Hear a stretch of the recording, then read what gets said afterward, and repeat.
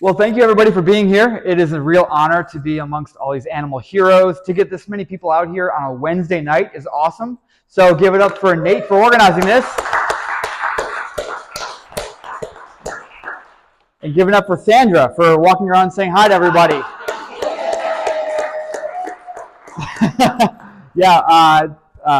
Fun story about that. So Thomas and I have been friends for a long time, and I was in Mexico in February, and Thomas came down and visited me for a few days, and the Airbnb we were staying, this poor dog was not living her best life, let's just say that.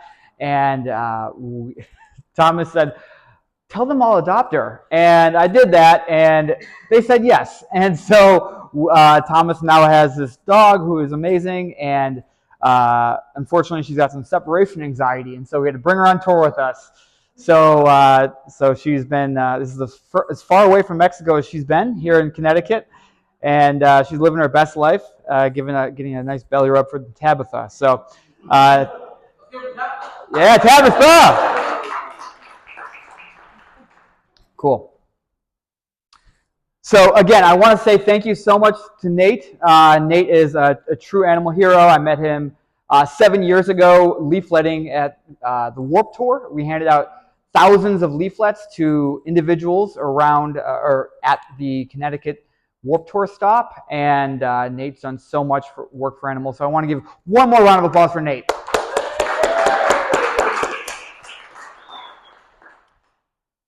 And this is the picture to prove it. So this is us back after a very, very long day in the hot sun handing out leaflets.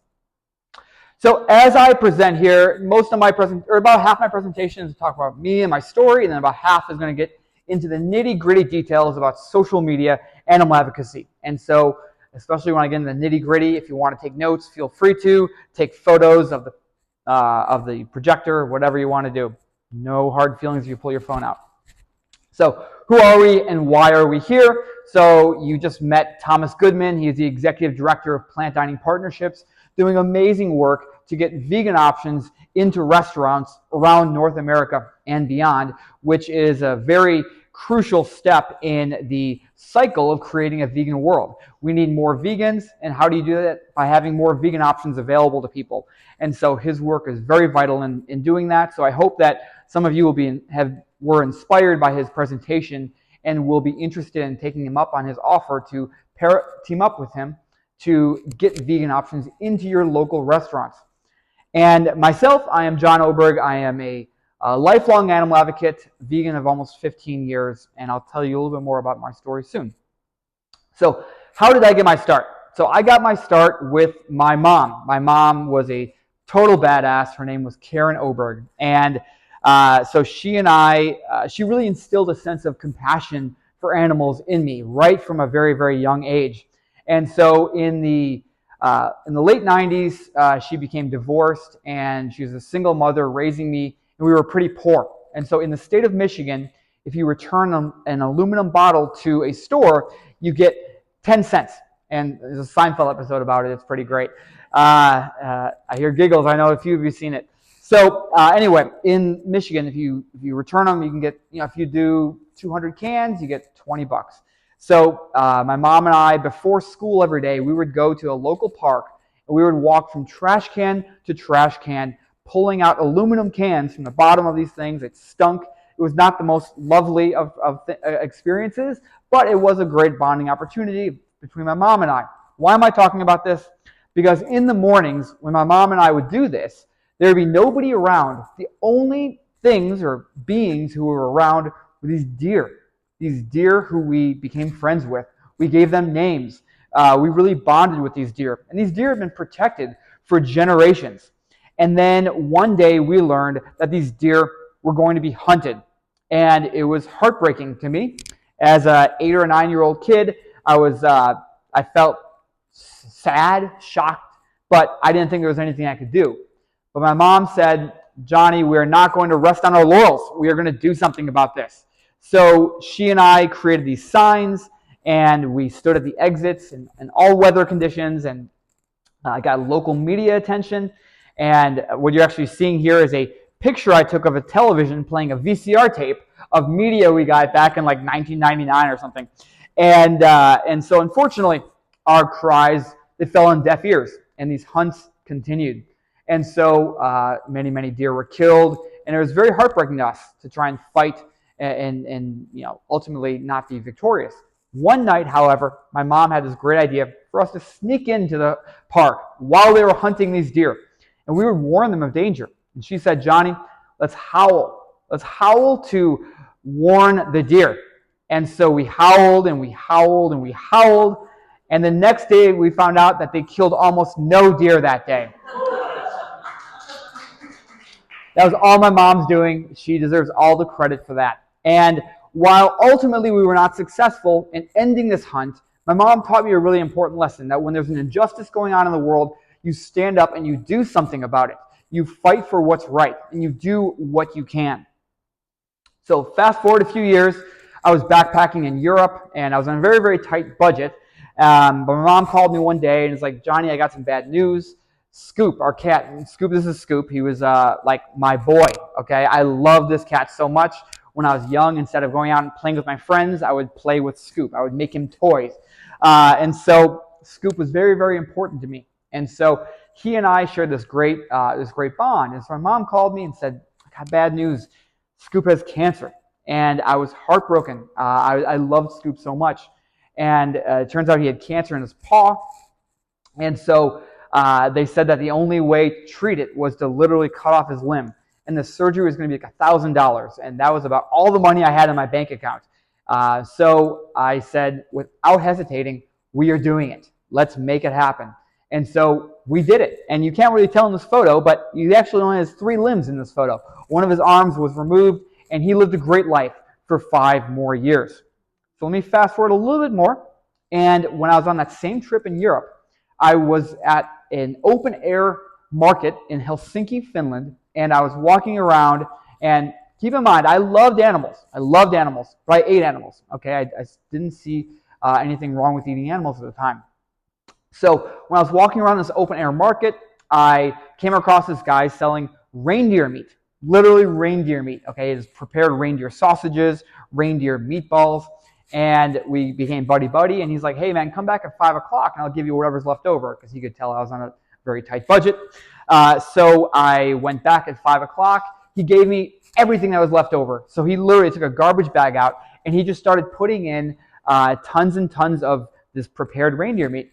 And we continued talking for a bit. And he's like, "Hey man, I'm going to the library. Do you want to join?" I was like, "Sure, I got nothing else going on." So he and I started walking to the library, and he's talking about activism that he's involved in. And I decided to tell him, "Oh, I want to be an activist too." And he says, "Oh, what kind of activism do you want to get involved with, John?" And I said, "I want to be an animal activist." And he stops, he looks at me, and he says, "If you want to be an animal activist, you should think about the fact that you've got a garbage bag full of meat over your shoulder right now." I had never once, up until that point, until I was about 19 or 20 years old, made that connection that if I love animals, I shouldn't be eating them. And so it was finally then that I made the connection that I should absolutely do what I can to combine my passion and my love for animals and apply it to the foods that I eat. So then I basically went vegetarian on principle. On the principle that if I love animals, I shouldn't be eating them. Fast forward a little bit longer, about 10 months later, in October 2009, and I watched this film called Earthlings. Who has seen Earthlings? Okay, if you have not watched it and you're already vegan, do not watch it. Okay, it's about an hour and a half of animal abuse, and I would not recommend watching it if you've already seen it because you're already converted, and so you don't need to, see this, witness this horrid treatment that farm animals and all animals endure behind the closed doors of factory farms, slaughterhouses, and these other industries that exploit them. So I went vegan because I learned that it's not just animals who are raised for meat, it's also animals who are raised for eggs and dairy who are suffering, and they aren't just living decent lives with one bad day. I learned that these animals are essentially living lives of misery from the moment they're born until the moment they're killed. I learned that. And so I finally just decided that what is the difference? Or I asked myself, what is the difference between the animals who I've shared my home with, like cats, dogs, and so on, and the animals who are on their way to a slaughterhouse? And so why does this even matter? It matters for a variety of reasons. For one, the numbers. The numbers are astonishing.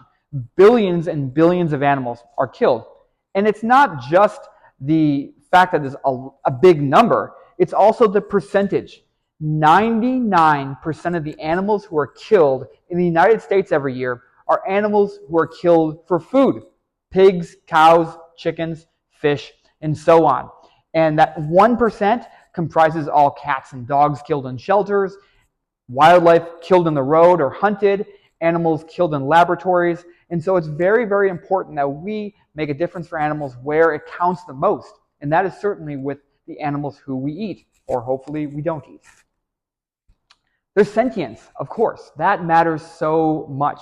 Why does that matter? Because, it would be one thing if farm animals were rocks, okay? Rocks don't have feelings.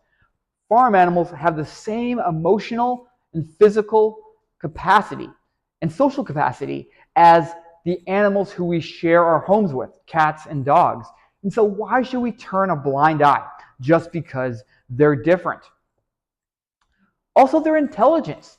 They are very, very intelligent. An undercover investigator tells this story about how they were undercover at a pig farm.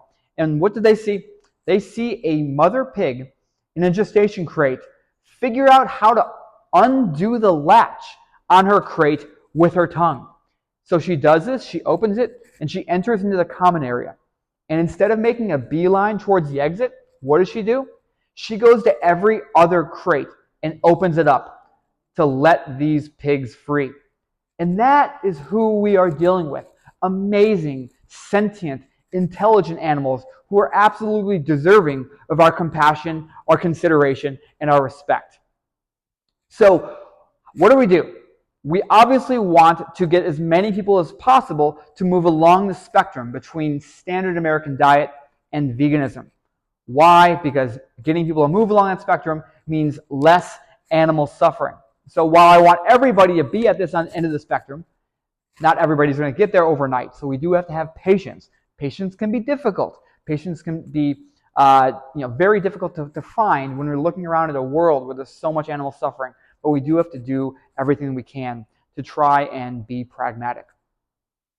So I want to tell you about the story of this pig who I named Terry. I was living in Los Angeles about 8 years ago, and I was at a vigil held by Los Angeles Animal Save, and this was held outside of a slaughterhouse called Farmer John. And basically every 15, 20 minutes, there would be these big trucks that would come full of dozens of pigs. They were trucked from somewhere in the middle of Iowa to Los Angeles. No food, no water, and so we would get video footage in their final moments before the truck would enter the slaughterhouse. And so I made eye contact with Terry for about 60 seconds. And so when I was making eye contact with him, I got video footage of it. And so I took that video footage and I posted it to social media. And I'm happy to let you know that Terry's video has been seen 4.7 million times. And so why does that matter? That matters because Terry is going to inspire people, inspire future generations to make a difference for more pigs just like Terry. So let me tell you the story about Jetmark. So about 7 years ago, I was hanging out with my buddy, and he's scared of flying, but we wanted to go to Europe together to speak at some conferences.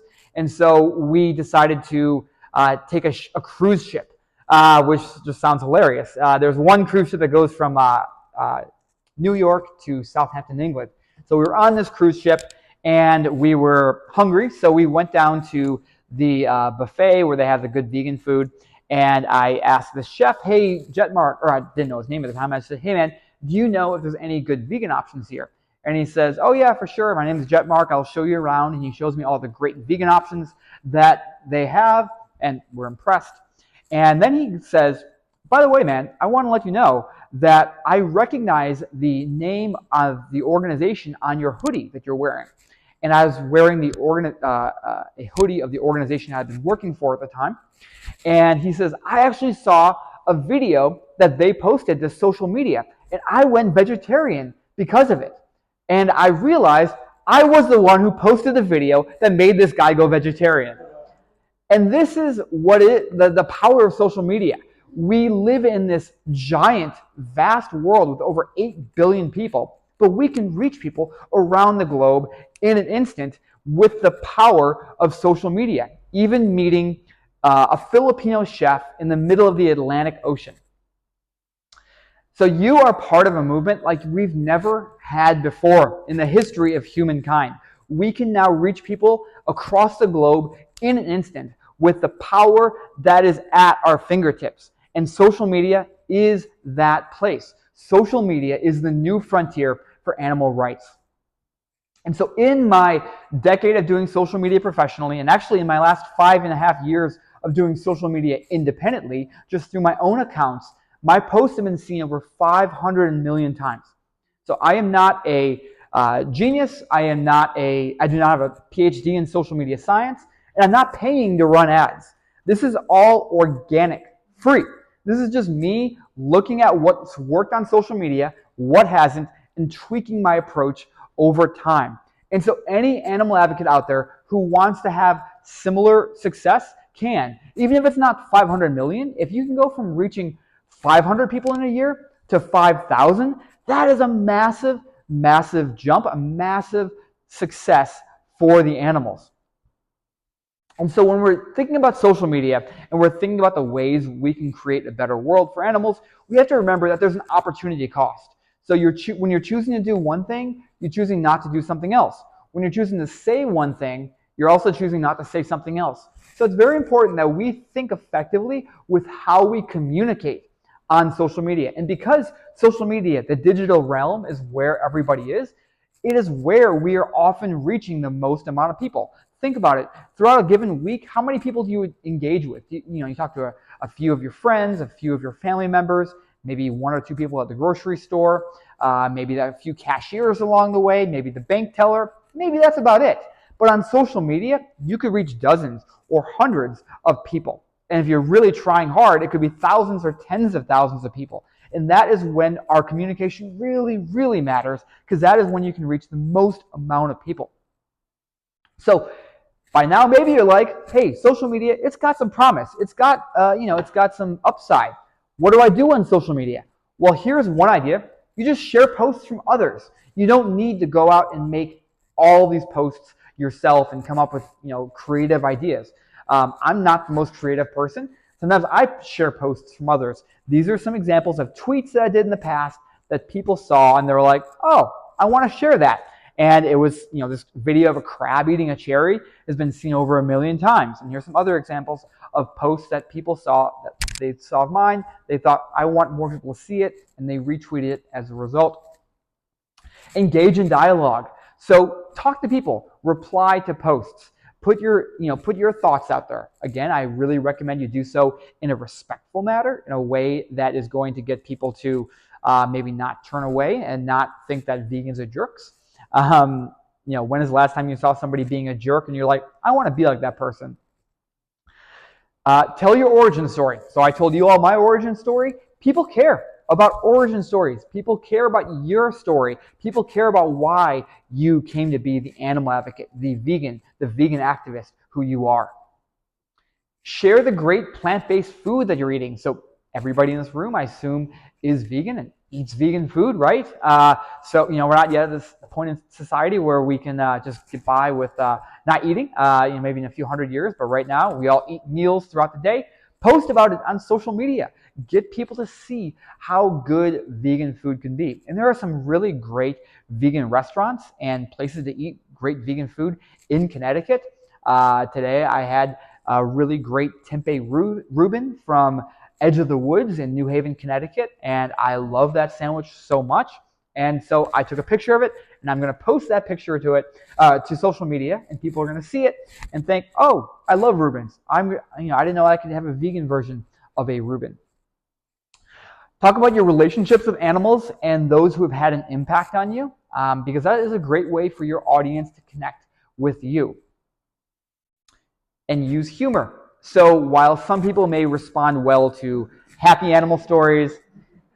Some people may respond well to or powerfully to animal cruelty. Some people respond well to humor. So hit different segments of your audience at different times. I think the most important thing to do, though, of course, is to expose cruelty, because the vast majority of the public does not know the cruelty that's going on behind the closed doors of factory farms and slaughterhouses. And so it's up to us to really get the word out there. And this may seem counterintuitive, but avoid the vegan bubble. So if everything in your news feeds on Twitter, Instagram, Facebook, TikTok, and so on is vegan stuff, that's cool and all. That's not reality. We need to reach the masses. We need to reach a lot of people. So don't just unfollow and unfriend everybody who isn't vegan. It's actually, if you want to influence people and create a vegan world, vegans can't get any more vegan, right? We need to get the non-vegans to become vegan, or at least become closer to becoming vegan. And work to empower and inspire your audience, not just depress them. Post a blend of various kinds of posts. So don't just do the same stuff all the time. So do videos, photos, links, text-only posts, polls, mix it up. Do happy stuff, sad stuff, educational stuff, funny stuff. Mix it up. Keep your audience guessing as to what's coming next so that they're not bored of you. So maybe talk about factory farming one day and then come back to amazing vegan food the next day. And when in doubt, post pictures of baby animals. This video is a video of a baby goat playing, falling asleep on top of a toy pig. It is the most adorable thing you will ever see. This video I posted a month or two ago, and it has been seen over 1 million times. And this is the kind of content that people are going to see and be like, wow, I've never seen an animal who I eat in this way. I've never really taken them into consideration before. And this also may seem counterintuitive, but have outside interests, okay? It's really important that we don't just come across as animal rights zealots who we are just so obsessed with animal rights and everything else doesn't matter. And while that's okay to actually think that, if we come across like that, it's going to be hard for people to relate to us. And being able to relate to us is very important for us to influence people. So if you have other hobbies, whether it's sports or knitting or anything, talk about that from time to time. Don't just speak effectively. Really think about the words that you're using and whether or not they're going to be effective. Put yourself in your audience's shoes, because it doesn't matter what you think of what you're saying. It doesn't matter what other vegans think about what you're saying. What matters is what non-vegans think about what you're saying, because those are the people who we need to influence as effective animal advocates. And don't forget that less is more. So as much as I would love to write an entire novel when I'm tweeting something or posting something to Instagram, that is unfortunately not the best strategy. Occasionally I'll do a longer caption, but in general, I think that the less, the better. This is a video that I used just 7 words followed by 1 emoji, and it was seen over 1 million times. Don't post too often or too infrequently. If you post too often, you're going to annoy people. You post too infrequently, people are going to forget that you exist. So try and find that middle ground. Shine a light on personal achievements. Why does this matter? It doesn't matter for your ego. It matters because it gives you more credibility. And we need credibility as a movement. We need credibility as individuals, because that is going to lead to us being more of an influence on others. And there are so few of us vegan advocates out there. We absolutely need to be as influential as possible. And don't be overly accusatory. Shaming does not work. Time and time again, we find that shaming can have a counterproductive message, or counterproductive result. So even if we feel justified in shaming others, we have to think about what's going to actually impact the animals effectively. That is all that matters.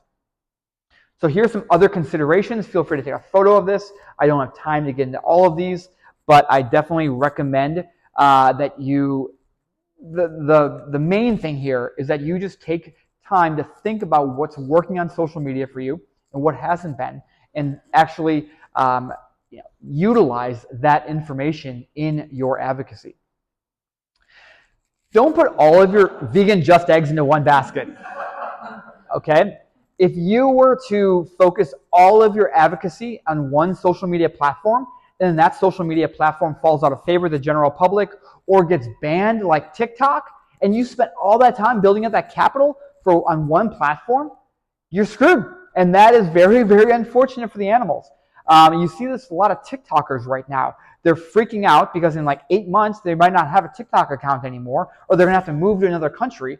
And so, and still lose a massive segment of their audience. And so you really need to spread your advocacy out across different social media platforms. I realize that not everybody can do social media full time, but whatever resources you have, whether it's 2 or 3 or 5 hours a week to dedicate to social media advocacy, do try and spread that out at least a little bit. I mean, when is the last time anybody heard from Tom from MySpace? So when it comes to dealing with trolls and endless debates, just say, I'm out, okay? It is not a great use of your time. Why? Because in the amount of time it would take to convince one person to change your mind, you could have reached dozens or hundreds of other people who have an open heart, an open mind. And oftentimes these trolls don't actually believe the things that they're saying, okay? They're often just trying to get under your skin. And so I really recommend you don't bother engaging with them. Oh, thank you. Now everybody knows I have no backups for 663 days. Okay. How do we get this to work? I'm almost done, so maybe if it doesn't come back, it's all good. Okay, forget about it. It's okay. I'll just... Hey, there we go. Okay, cool. Oh, now Sandra's upset. Okay. Go hang out, Thomas. Okay, so I've got 2 mini assignments for you all, okay? So for one, I want you to spend 1 hour looking at other successful organizations or individuals who use social media and just learn from what's working for them and what isn't. You don't need to reinvent the wheel. That's the beautiful thing about social media. So it isn't like, I don't know, TV advertising or radio advertising where you don't really know what's working for these other, your competitors. With social media, you can see what's getting likes, comments, shares, views, and you can learn from that. And the second thing I want you all to do is spend 30 minutes looking at your own past social media presence and see what has worked well for you and what hasn't, and learn from that. This is going to be a really great use of 90 minutes. Do this over the next week, okay? And then report back. Let me know how it goes, okay? I want to let you know that what you are going to see in terms of your impact on social media is only going to be the tip of the iceberg. Fortunately, I have had a pretty big reach, and so I often hear from people who I've positively impacted.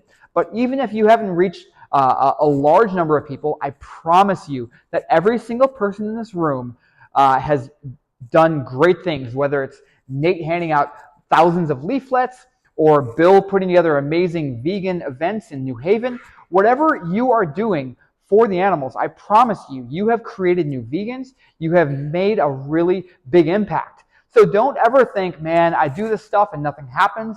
I promise you, you are making an impact, and you have, and you will for as long as you continue this fight for animals. So I'm going to leave you all with this quote from the late, great Maya Angelou. And that's that people will forget what you said, people will forget what you did, but people will never forget how you made them feel. And so it's very important that we remember, as effective animal advocates, that we need to get people to feel something, because that is going to be what leads them to change for the animals. Thank you very much.